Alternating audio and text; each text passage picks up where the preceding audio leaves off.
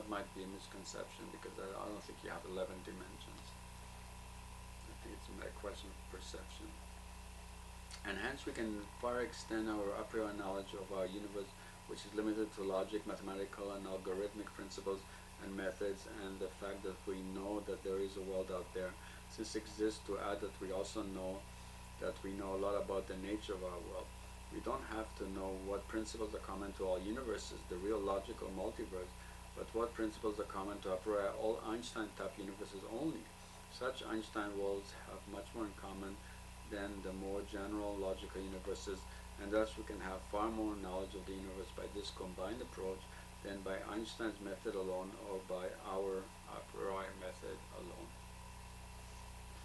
Okay, what about unifying this approach with the skeptical method of Kant? Kant argued that we cannot know the world beyond appearances. We can know objects by repeated observation of the same object by one sense, or observing many objects of the same kind. Or I propose also observing the same object by different sense organs, such as vision and hearing or touch, to collect data, and thus align the observation of one sense to confirm that of the other. Like I said, yeah, that was my idea. Later I read a summary of Husserl, one of the founders or the father of phenomenology school or theory, and he had the same idea. Because first he followed Kant like I did, but he tries to go beyond it to know the world, which Kant says we cannot know. And one of the ideas is to use one sense to confirm another. Another idea he has that is that you remove whatever is not essential to it, or you observe an object from many different points of view. Okay, so super critique of Einstein. Thus Einstein took us beyond Kant, since now we can know the world, but he tragically reintroduced the antimonies of Kant's monumental critique of pure reason!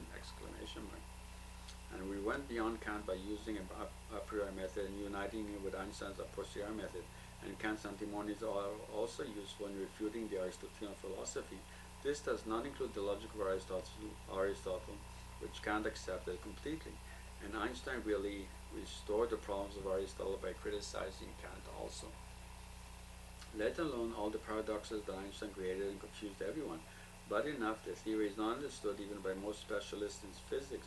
Really, in a way, even SR is already a unified theory, since unlike Galileo, it uses light waves to observe the world, and also GR, which uses SR besides gravity and the EM energy tensor.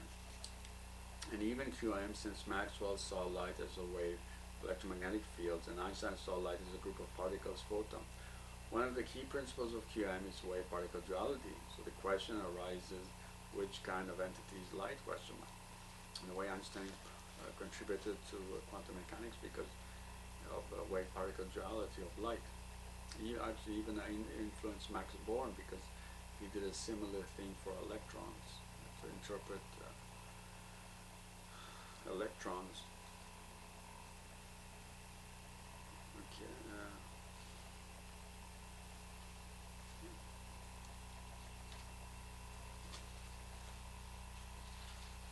Okay, and Niels Bohr suggested that objects can be both at different times depending on the circumstances. Which kind of entity should you thus use in deriving the theory of general relativity? But all that matters seems to be the speed of the wave, whether it is made up of particles or made up of EM fields propagated through space. And the speed seems to be the same in both cases, for otherwise you would get two theories of SR and two theories of GR! My theory, Joseph Eaton. Unlike Bohr, maybe what you have is a wave of particles that are charges so that they carry an electromagnetic field as well. The truth being that light is both a wave and also a particle in nature. Dirac argued that the matrix mechanics QM of Heisenberg and the wave QM of Schrödinger are identical. Here, the light is not passed through slits, and there is where it may seem to be a wave, nor does it have a particle nature as in the photoelectric effect. Maybe the latter proved that it's made up of particles, and the slit experiments were the results of misinterpreting the experimental data, since the particles going through the slit and the crystal itself and the wall were particles hit really charges with electric and magnetic fields, not neutral masses. So it was naive to expect that the electric and magnetic fields should have a wide spectrum of effects that should not have a wide spectrum of effects results on the wall. Okay. Granulification theory.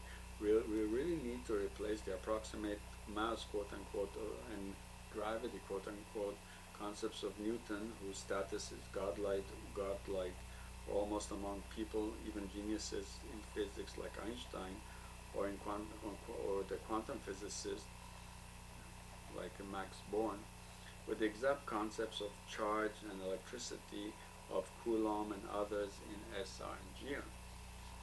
Critique of Max Born, etc. He got a Nobel Prize for his introducing the notion of probability into physics, but maybe Einstein is right, there is no chance out there. Really, it is simply that our knowledge of the world is limited using the methods we use to investigate it. Super critique of Einstein.